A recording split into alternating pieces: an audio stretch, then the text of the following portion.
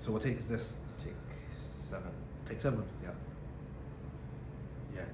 Yeah. Calm. 7 of Type shit. Type shit.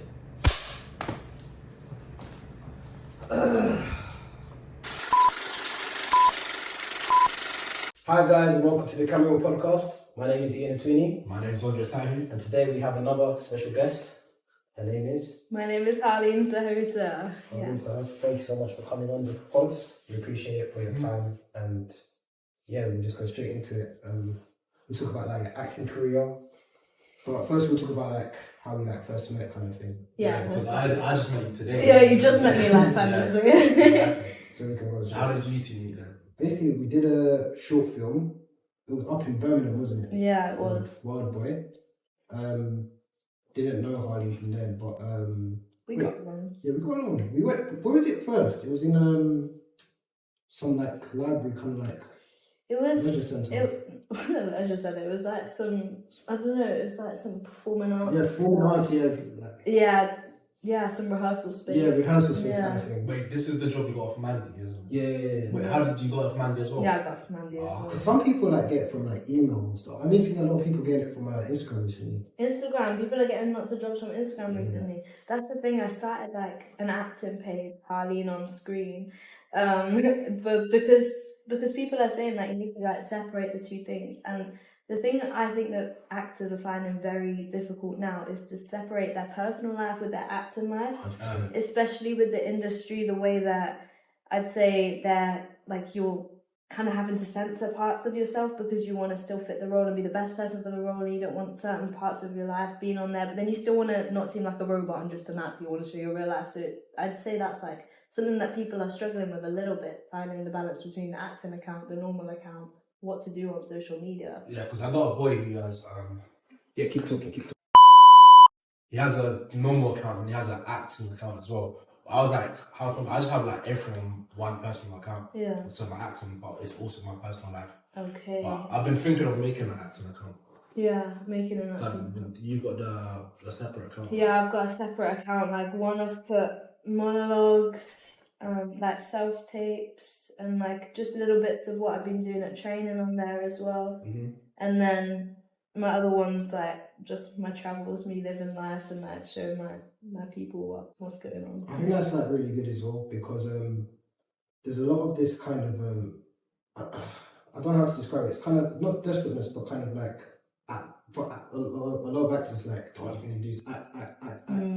Yeah, And I feel like in the casting rooms, especially like in the big ones, they can kind of just tell kind of thing. And when they ask, they always for like big productions of clocked with auditions. The first question, if you're going for like a big part kind of thing, they'll ask you like, oh, so just tell me a bit about yourself.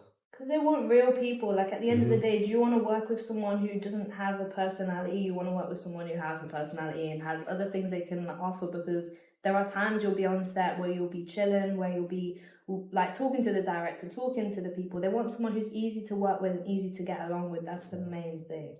100%. Yeah. And so like we can just go on about like the start of your journey, kind of really. Yeah. So what got you into acting? This is what we ask all of our guests. What made young Harleen feel like? Oh, young Harleen. Okay, so she was like 12 years old at parkour school. She was just like young, and like the end of year play was like my favorite part of the year. Like it was. Wait, where are you from? Birmingham. I'm from Warsaw. Warsaw. Yeah. Where's that? Near Birmingham. Yeah, it's So I near can hear Birmingham. the Birmingham accent. Yeah. Come on. Because I do acting and I've just been doing it for years. Like Yeah. the accent kind of starts to fade when you're just with like these neutral people like in acting school all the time. So I'm glad it's still there a little bit because the roots are still there. Yeah, I can hear it. Yeah. I think I asked you that as well when I first met you. I was just like, where are You you from Birmingham? kind of thing. Because like at times like you kind of sound like a South London girl, but then at the same time, no, I swear, bro. Like and then you had like a bit of like a like Birmingham people that kind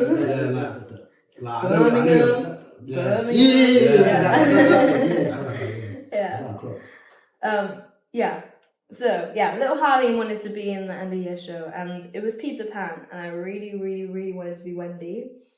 And they announced who was in the show, and I didn't get Wendy. and I got Peter Pan. You got Peter Pan? Yeah, I was Peter Pan. What? And I was like, what? I can be whoever I wanted to be. And like at school, I wasn't really like how do you say, like the main character vibes. I was just kind of like Quiet. there. I was Just there. quiet, Yeah, I was just there. Yeah. And like being able to do that and showcase I enjoyed it for a really long time. It was obviously my favourite thing, just to perform, and to be able to perform in front of everyone was amazing. And be Peter Pan, like Just the start of the show. and like half my family was in the audience. I like I was so excited, and then there's just like half my family in the audience. And the most amazing thing is sharing. I think sharing is amazing.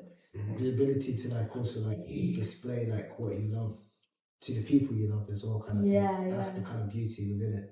And also, I don't know, there's just something about when you do like theatre production, especially at like a young age, it's kind of like you can tell from that young age it's something big you're stepping into, kind of thing. Yeah. Like a role like Peter Pan, like did you expect to get a lead role like that kind of thing? No, that was like no one was expecting me to get Peter Pan, but like I put so much effort, even from that age, I put so much effort into the audition, and I really like everyone just thought, oh yeah, it's a theatre show, but this was like the main So thing. did you wait to perform it to the whole school then? Or? Yeah, it was like hardly really young. So what, this was like year 7 then? No, it was like year 6, end of year end 6. of Oh, end of year 6. Yeah. And then going Remember forward from there, I ended up going to like a school that I was determining whether I wanted to do like full on performing arts or not, but my parents were like, no, you need to do real GCSEs first. You gotta do like A levels as well, because I'm Indian. So and I was really good at maths, so my parents. So did you not do GCSE drama then? Yeah, I did. Oh, you I did? did. I did GCSE drama, but I wasn't allowed to just go straight for like a school for because there was 2 schools that I was choosing between. One was more academic, and one was like they incorporated like the performing arts. But my parents advised me to go to like one that was more academic, so I'd get the grades. Oh, okay. And then moving forward from that, for 6th form, I was like, yeah, okay, I'm going to go to performing arts, skip 6th form. Still did A-level maths because my dad wanted me to. And then did like the equivalent of 3 A-levels in acting at the same time. So, and I've been doing acting for years now. Like that was my focus for all my A-levels. And then that got me into drama school, and went straight to drama school after 6th form. So you're academically great and you're academically good. What can I say? So drama school goes to E15. Yeah. Now, how's that school? E15. Because one of the guys from our class in identity used to go there. Oh, is it? Yeah, I remember. Oh, swear. Yeah. Okay. I think he's finished now, but Yeah. I remember he used to go there. Tell us about like the audition process for that. Like, what was that like? Audition process for drama school is intense. So if you think about drama school, there's 30 people that get into the course every year. It's like just as hard as Oxford or Cambridge when you really deep it. Like the competition for this one school that has thousands of people apply and only 30 people get in, it's actually quite. So if you get in, you're good. So you have to basically prove your talent, prove your imagination, and prove your creativity. The head of my course said he was mainly looking for imagination. If you have the imagination, then you can see it through the acting straight away, and that's what he was looking for. They're not looking for perfection right away. If you were perfect, you wouldn't be training. But they're looking for your imagination and availability to move with direction and just the creativity within you. Yeah. That's a really good way of putting it. What would you say like you learned? One thing that you picked out from the whole process, like Of auditioning. Particularly for that school. So I realised, I'd say, first of all, you do a Shakespeare and you do a monologue. So it's like a contemporary monologue. And I'd say the biggest thing I realised was people who, I'd say an example from one of my auditions. Well, so there was this one girl who did a monologue and she was just saying it. And so the director, he said okay, so what's just happened? And she didn't even know the storyline of a monologue. She was just saying the lines and then pretending to be the character, but she didn't know what was happening. So then she said the story of the play and it was completely wrong. So that's one thing, if you're gonna be somewhere, be 100% prepared, because you clearly don't want it enough unless you've done all the work. Do all the work for anyone trying to get into drama school. Do all the work. So I'd like, because when you leave that acting mode kind of thing, that the classes bit and go into the acting mode, that's a whole different Yeah. kind of ball game. Kettle of fish, exactly. Literally. That's one thing, like, I'd say as well, like, I know people who have left drama school, they've come out of their third year and they're lost. Like, because their whole life literally was in the drama school, and it was those people, no one else outside, didn't think about life after drama school, just thought, okay, I'm doing my acting career here, I'm just gonna do this. You can't only do that. Well, for me anyway, like, a lot of people are only doing that, but for me, I know that there's so much competition out there. There's people working just as hard as me outside of acting school, and they're like trying to go through the industry, and they haven't done training, and they're getting places. So I know I need to be doing two things at the same time. Yes, I'm training, I'm putting so much focus into getting better. I want to be the best actor I can be, but I'm also putting all my energy into still doing auditions, still trying to figure out the industry, because the industry is different to training. Like, we learn different things, like we're doing things like Chekhov, Shakespeare, like classical theatre, and like, yeah, we're learning acting through script writing and the way that like the characters would express themselves through like subconscious thoughts, etc. It's like very analytical, and I've got like a lot in my brain. But what about the exercise of like being like animals and stuff as well? Like, yeah, we do that. Yeah. That's cool. I'd say acting school is mainly you get given a lot of techniques and you take what works for you. Because what's working for 5 people in the class might not work for the other 10, you know? So it's mainly about getting whatever you can. And what I'm doing currently is I'm using the techniques I'm learning in school to help me with auditions. So on the weekend, I'll be doing auditions, and the week I'll be in acting school. Do you have an agent? Yeah, I have an agent. Yeah. so what was the process in?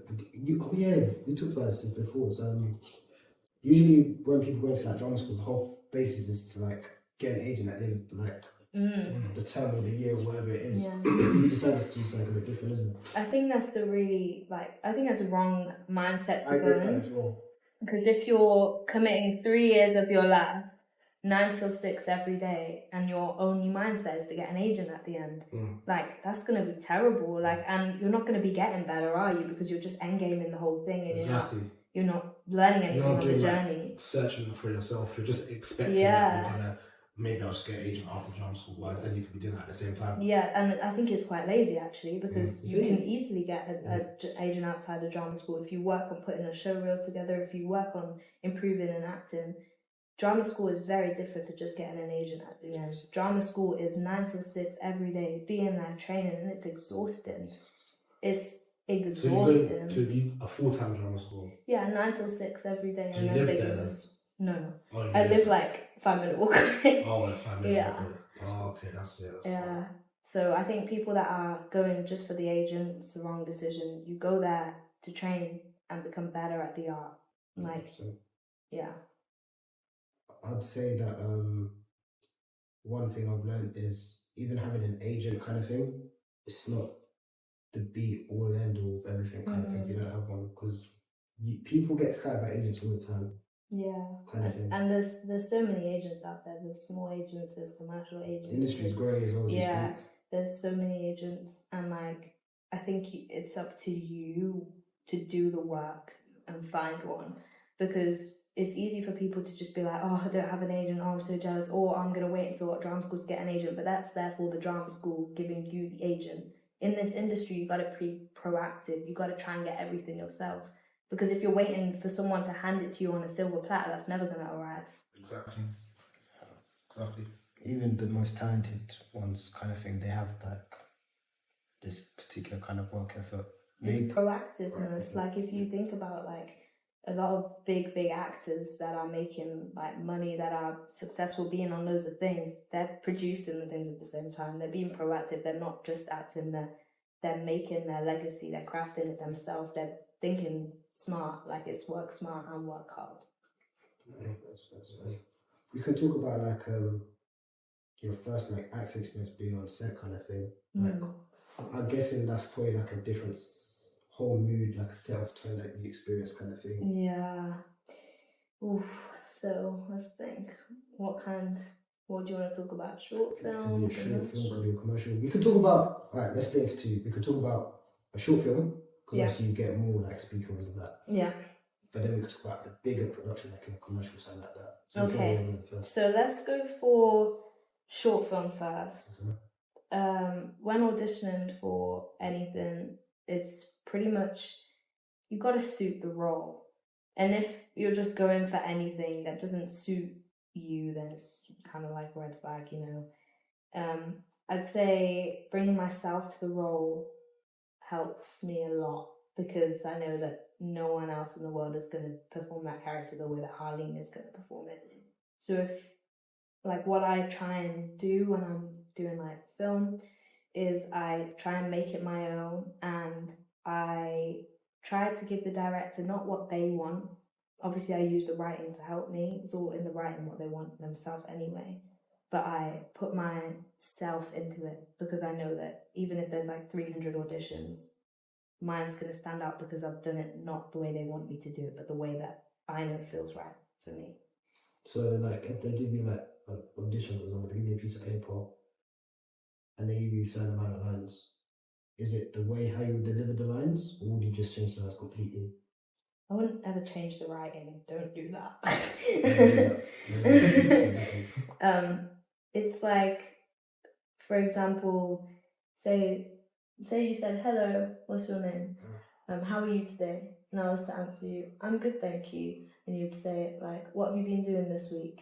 And I was, say I was like saying, "Oh, I went to the shops. I got some cat food. I also bought some bed clothes." It could be like, "Oh, in my head, our characters have met before and our cats saw each other and we had an interaction where our cats were cute. Oh, I went to the shops. I bought some cat food actually. Yeah." Oh, really? Yeah, so it's just having. So it's like adding on, like making the story. Like the story's already given to you, but you're just adding on extra Subtext. part. Yeah, Subtext. Yeah. It all lies in the subtext. Because if you're just saying the words and you're saying it how they want it to say it, it will never lift off the page and you won't see the art because the art lies within the emotional connection to the words. 100%. Alright, so your first big commercial, like you auditioned, like, how was the auditioning process like? What were you even doing? So I'd say like a lot of audition processes have just moved fully to self-taping kind of thing now. My first commercial I'd say was like it was a JBL one. Okay. And it started off with just like, "Oh, can you send us a video of you like pretending to win a game?" And I don't actually like play Xbox or PlayStation or anything like that. So I was like calling my friend like, "Can you bring this random game to Always us?" people who don't know how to play. Yeah, but I'm an actor, so yeah, of course I can, 100%. you know. And then so I was just like, "Oh yeah, now I'm gonna get it." Yeah, and then just doing little self like improvs like that, send that video, then you get recall, and then you do it again. You did recall? Yeah. How many times? One more for that. Okay. Yeah. that's good. And then they wanted me, so. And how was your experience when you were on the set kind of thing? I'd say I expected there to be less people for commercials than there are, but I'm telling you, there's literally the biggest team of people. Like, there was like. No, not trailers, because they rent out like little houses, so you can actually like put your house like on this website and get it like let to sets. I think it's like you get like $1,000 or $2,000 for letting like a production use it for a day or two, and like they lay like cling film on the floor everywhere so that like nothing gets destroyed in your house. And then like in one of them houses they have like. One of my favourite things was that there's this man that this one production team always used for coffee, and they have to have like someone for medical on set all time. Yeah. So this guy was a first aid guy, but he didn't want to just stand around sets. He'd get bored easily standing around all day. So what he did was he made a coffee van, and so he'd like make like caramel coffee and all handcrafted in this little coffee van whilst being the medic for the set, so then they take him everywhere. It's thinking outside the box, you know. Then they're gonna book you for the next thing because they want the coffee at the same time. 100%. That's smart. And also it's about like you leave a mark where you've been kind of thing. And that's what I noticed from commercial. I'd say like it's not just the actors that are trying to audition or get certain things. It's everyone. It's like the makeup, the hair, the ADs, Cameraman, people like that. the coffee van person. Like everyone is auditioning and they're picking the best of the best to sell this product or this film or to sell this art, to sell this story. It's the best of the best, and everyone's auditioning, collaborating. And one thing I realized, like, being an actor, it can be a lot in your head, like, I need to be perfect. Oh, I'm not going to be good enough. Oh, I'm not going to be good enough. But you need to think, the people auditioning you want you to be good. They're not against you. They want you to be the best you can be, so you can make the product the best it can be. Believe in yourself, basically, as well. Yeah. So wait, you talked about doing theatre when you was young. Yeah. So would you prefer theatre or screen? Ooh. So, theatre's amazing the way you can just move an audience live, like the way you can channel emotion through you. Like, I love that. I love that it's raw and they can see the art that's pretty much down to the actor, I'd say. It's more pressure on the actor for that. Yeah. Because when on screen, say you brought that emotion, you could bring it 10 times if the take wasn't right. And then it could even get cut out and edit, or it's down to like the cinematography and how the shot felt. Like it's less solely dependent on your acting. But I feel like I can shine as an actor a lot on stage, but I also feel like I can shine a lot on screen, like the moments that can be captured by that cinematographer, the things that did make the edit. I think it's very different. I'd say what I like to think of it as bubbles of attention. On theatre, you want to pass the emotion through the audience, so you want to pass everything that you're feeling through the audience and then back to the character. I like to think of it that way. But then I think about, for camera, you want to do it for the other actor, and it's all about listening to the other actor, and you're drawing the camera in. And rather than passing through the audience, you're just being there with each other in this vulnerable state that's natural. Kind of thing.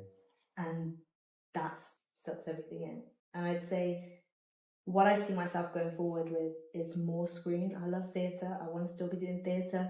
But I feel like I love the feeling of the naturalness that comes with camera, because these are everyday conversations and things that I've gone through in my own life, and I'm not having to put it on. It's just naturally just coming out. Yeah. So like if you book like, let's just say a big job coming up by the end of the year kind of thing, and then you have like a small kind of, you finish like the first season kind of thing, you got like a small 6-month window break kind of thing. Of course, yeah. I wouldn't turn that down. Depending on like if I was booked in for anything else, of course. Yeah. Because I know some actors, they do it. Like what they do is, even with my experience, kind of, I've spoken to some actors, they'll be on set for a long period of time, and then when they have the off period of where they finish the season kind of thing, they'll be doing that theatre stuff. Yeah, because like when you've finished, like you're back in the limbo land of being an actor. You're back in the limbo land. You could be fired, like the season could be cancelled. Let's not say that. Let's not say that. It's the reality though, isn't it? Yeah. You're in the limbo land. Like they might even like cut funding or something. Like it's just, you're always like, as an actor, that's one of the hardest parts, not knowing where the future lies, because that's the scary part. Yeah, because Harleen could have done her accounting degree and been able to be an accountant anywhere and being financially stable. But would you be happy? No. And like, I don't think people these days like pay attention to how many hours they are working and how many hours they're living, because even when you're living, the work is still in your mind. And like that pattern of, do I work to live, do I live to work? When you wake up in the morning, before you go to bed, you're thinking about tomorrow's day, that kind of thing. It's all playing within your head. Kind of thing. And like, my motto is like, I don't want it to feel like work. I want it to feel like I'm living. Like you're enjoying like something I do in my free time, because I don't want to give my life is short anyway. I don't want to give my time away to something I really hate. You gotta love what you do, people. Yeah, that's what acting is like. Because we enjoy it so much, it's not like a job to us. I do it in my free time without getting paid for it anyway. Yeah, exactly. It's like a hobby, and you get paid for it, which is hard. Yeah. Do you say you believe? Do you believe in manifestation, and do you believe in things are meant to be the way they are? Yeah. 100%. I believe in manifestation. The things I've booked, I've manifested. Like I've thought, what do I want? Seen other people that have done it, applied to that agent, got that role because I visualized myself being in that role and knowing I could do it. Yeah. You know? And like, I tried to manifest it. Everything is a manifestation. Like me, if I wake up in the morning and I think about brushing my teeth, I then brush my teeth. It's like, manifestation is a real thing. And I think the only thing holding you back are your own fears and doubts. 100%. You gotta act on that fear. Yeah. Because, I mean, we all have this. We have the kind of like feeling, right? There'll be like a kind of doubt. I don't know if you've had it or you, but like sometimes when you act kind of thing, it's not like, oh, am I good enough kind of thing. It's just more of like, was that good enough? Yeah, kind of thing. that I have that as well. Like when I do something, I'm like, I think I could have done better than that. Kind of like Like all the time. I don't know why, but it's just all the time. I just always kind of want keep pushing my limits. Yeah, I'm a big like believer in pushing limits because if you're not, then you're just settling. Yeah. But I also believe if you're living in that mindset, then it's slightly pushing you to a lack mindset rather than an abundant mindset. Because if you're always trying to strive, when are you going to ever sit back and be grateful for the moments you did manifest? That's another good question now. What's the difference between being grateful but then knowing I still want to achieve something better kind of thing? I'm happy where I am now, but I still got a long way to go. There's the difference between wanting and needing. I'd say when you need something, that's when you're in the state of lack because... Let's put that for the topic. Basically, we have this topic here. We have picked one word from the episode. So you talked about wanting and needing. Two different things, right? Let's go, you're right here. Wanting versus needing. Yeah, because wanting is being in the state of, okay, I'm satisfied where I'm at now. I'm happy. I'm grateful, God. Like this is blessed. But I still know that I can have more. Needing is, this person is there. Like, comparison is a thief of joy. I'm being serious. Like, I try not to look at anyone's Instagrams and stuff anymore. Like, yeah, I'll be posting, I'll be active, but like, I just try not to compare myself and my journey to others because then you go back to like what's meant for you. What's meant for you will happen no matter what. It might take longer. You might get strayed, and you might take you a bit longer. But at the end of the day, whatever divine right is written out, like you already had your parents and you couldn't choose them. You had your siblings, your family, all of that. Where you were born, what colour skin you had, it was already written.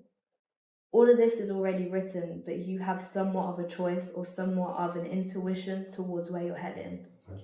That's a good quote comparison to Thief of Joy. I've never heard that one before. That's a very good one. Because when I deep it, like, you know when you go on Instagram and you're like, I see this actor, like I think I could think that one better, you know. And then you compare yourself to him. Immediately, you might realize exactly. Yeah, because it's what they manifested and what was on their journey. They might have I think vision boards are a real thing. Like honestly, I know some. I think I watched a podcast. Who was it? It was on the crew. Has it? The girl that plays Diana. Latoya, yeah. She had like a vision board of being on Power. Yeah, and she ended up getting it wrong. It's crazy. It's but the thing is about it is you match the frequency. Like this is an actual thing. Like if you believe that you're worthy of it, you will get it. But if you think of it as being like way out of your league, then you won't get it. Like for example, I was at the Barbie premiere. And like that was something that I manifested. I was like, that would be so good if I was in a room with all these people, and I just visualized it. And yeah, I got there. Like I was just talking to all these But how did you get to go to the Barbie? I just randomly did an audition on Mandy, and it was like non-disclosed, and it was like I was like, huh? And turns out they needed someone who would be like good at talking, comfortable around celebrities. So you was interviewing celebrities. And so what I was doing was I was taking Polaroids of them and giving them to take home to remember the night. But you can't have someone who's at a lower vibrational than the celebrities, because if you think about it, if they got someone who was like, oh my gosh, I'm such a fangirl right now. Margot Robbie. Margot Robbie's in the same room as me. Oh my god. You have to act composed. Not even act composed. You just need to think. They're the same as me, but they got their lucky break. Yeah. They can shit, they can eat, they can sleep. They're not goods. They literally, they just worked hard and got their lucky break. And if you're thinking of these celebrities or these people that book the job as better than you, then you're not gonna get then you're on a vibration of lack. You're just operating at this like frequency of these people are better than me and I'll never be there. The minute you tell yourself no, you're already kind of like halfway down to never do that kind of thing. Yeah.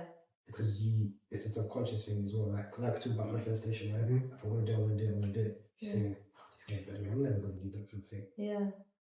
Then you're in, like, you're just thinking of the glass half empty. If you think the glass is half empty, it's never going to be full. No. Anyway, speaking of celebrities kind of thing, was there like any actresses you watched when growing up and you're like, oh, she's an inspiration, I kind of like her? To be honest, I watch a lot of actors and actresses. I appreciate their work. Like whenever I'm watching a movie, series, film, anything, I'm watching the art of the acting. I'd say I did growing up, like obviously you did the casual like Jennifer Lawrence kind of thing, like wanting to know what people's journeys were. And I've done that for a lot of actors, just giving them a quick Google, what's their journey, like how did they become successful? And that's the way I like to go about it, because I don't really like to idolize people too much, whether they're actors, singers, anything. I think like if the more you put your attention onto someone else, the less attention you're putting onto yourself. And then again, the thief of joy is comparison. Subconsciously you're comparing yourself to this celebrity, and you're thinking they're better than you, and that's why you idolize them. So what I try to do now, whether it's actors, singers, anything, I like to just have a quick Google, what was their journey, what can I implement about that, and that's it. Just leave it there, because you should be your own biggest fan. Hear that. Was there anyone like you looked at and you thought was kind of inspirational, kind of like followed your kind of method or way of acting kind of thing? You're like, So this might be a bit controversial, but I looked into Heath Ledger a lot, which was one of the main reasons I actually chose to even train at East 15. Yeah, so like method acting I thought was always really interesting. I hear there's like, me personally, that's not my go-to, but like the people who I know do it kind of thing. There's a balanced way of doing it, and then there's a very unhealthy way of doing it. Yeah. And a lot of people can't be able to tell the difference kind of thing. Yeah, there's a big difference between doing it healthily and unhealthily. Like East 15 is one of the only places that still does it within training it as a drama school environment. That's why I really wanted to go there. The way that they do it is 9 till 6 every day. So you do 1 week of research. You research the time period, like we did like the suffragettes, and I method acted as Sophia Dalip Singh. And like she's from my heritage and Sikh, like Punjabi, and she was like the granddaughter of the Maharaja Ranjit Singh, so it's like very much rooted in my culture. So I was so blessed to be able to do that. And basically, like I'd be as her for 9 to 6. After researching her, I read her autobiography, read her book, watched loads of interviews, and then like it was just transformational, like being in character for 7 hours and it just coming naturally, like you speaking like them. But one thing about method acting that was like kind of crazy, like I'd come home after like being in character and everything, and I'd just be eating my dinner, and I eat my knife and fork in the wrong hand all the time. Same. Then when I'd come home after acting as her, I'd be my motherboard and I'd be sitting like this. I'm like, wait, why am I still in character? Like it was so weird. Do you like method acting then? It's fun. Yeah. But yeah, like when you have dreams in character, that's when you know, like, that's because everyone was having dreams in character when we were doing this method acting. Like a lot. So when you're doing it, so you say 9 to 6. So even on like, you know, when you have like breaks during the day, you're still in character. Like we were having, basically because I was a princess. Yeah. Other people from like the cast would be the people to bring me tea and stuff. Wow. And I'd eat in character. It was an amazing experience. That's mad. Experience. Would you ever do method acting? Like when you get a role, would you like stick in character? I think it depends on the role. Yeah. I feel like some roles. This is only from my opinion. I'm not saying that I know what I'm saying is 100% correct, but I feel like there's certain roles. I feel like the deep ones. I don't see how you can't get a brilliant display without becoming that character. You know, like in depth. Like, for example, the Jeffrey Dahmer like documentary Netflix kind of thing. He played that character. Evan Peters. Yeah. He played that character It was too real. it was astonishing, amazing performance, but I just don't see how you can just act like that and then be able to switch off Literally. after one take. Because it stays with you. Like, one thing I found from my training, like, we do something called Meisner technique. And you really pull on your own emotions. Like, it just come out just simply through little things. Like, you can trigger it from giving all your attention to the other person. You can do that, but it does stay with you. Like, there's something called like the emotional body. Like, you feel the emotion still tingling after you say you've just like screamed at someone or like cried your eyes out and then it's been cut. You still feel it. Like, it's still resonant. It'll be sometimes there for like the whole day. Like, but it's just another thing that is part of the job. Like, people think acting is all like, oh, makeup, hair, like glory. But it's like, sometimes like it's rough. Sometimes you're putting yourself through dark stuff. Blood. Yeah, and like to get that vulnerability out it requires a lot. Yes. It can be very draining. Because some people lose their minds when they do like method acts, like Heath Ledger. Like, he lost his mind. Yeah. Like, I heard that he locked Especially himself. like doing it that intense for like a character like the Joker. Yeah. Like, I don't think I'd like to do that. Like, I don't. Yeah. One thing I wouldn't like method act for like, you know, like a serial killer or someone like that, because to get into the mind of someone like that, sometimes it can be irreplaceable. Because at the end of the day, you are getting into the character's mind when you're method acting. I think for me, thinking about it, I think I'd be able to gauge how I'd speak obviously like the director or whoever was in charge of the thing. How deep do you want this character to be, kind of thing?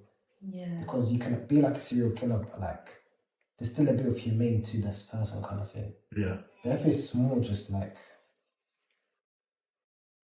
there's no remorse with this character, it's just a straight line. There's no.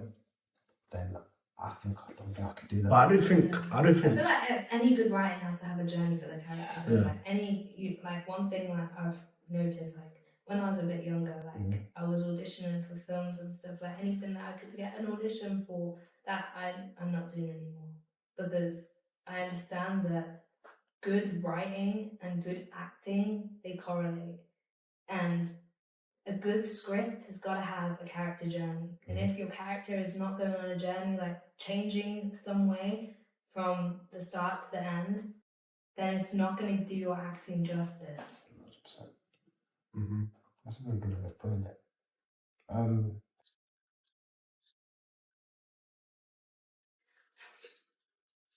Coming up, so I don't only do acting because acting is like auditions. Like, you can have 100 auditions and only have one yes. Sometimes, like, no.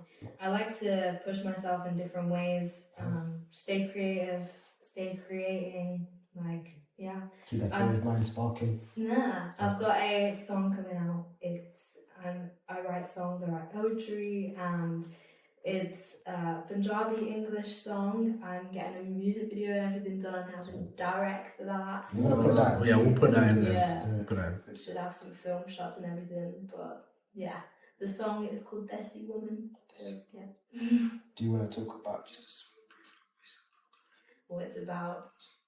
Yeah, so it's a story about a woman, and she's with a guy, and it kind of like goes a bit sour. There's going to be shots between like the version of me, my character, and this guy like having a happy time, flashbacks between what happened, and then halfway through you find out he actually cheated on her, and then he goes on with this other woman, and there'll be shots with like me in the future incorporating like Indian stuff, and then like the whole thing is like Afrobeat and Indian fusion, like that kind of dance.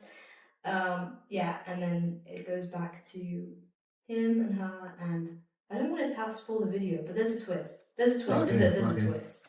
Okay. That woman that is with now did something. We're gonna leave that for suspense, and hopefully you guys check it Yeah. out and let me know. If you want to say your at, I don't know if I remember there. Just add that in. At Harleen on screen. Thank you guys for watching today's episode. We hope you enjoyed this insightful episode. Make sure you like, comment, and subscribe. Like, comment, and subscribe. Thank you so much. We hope to see you on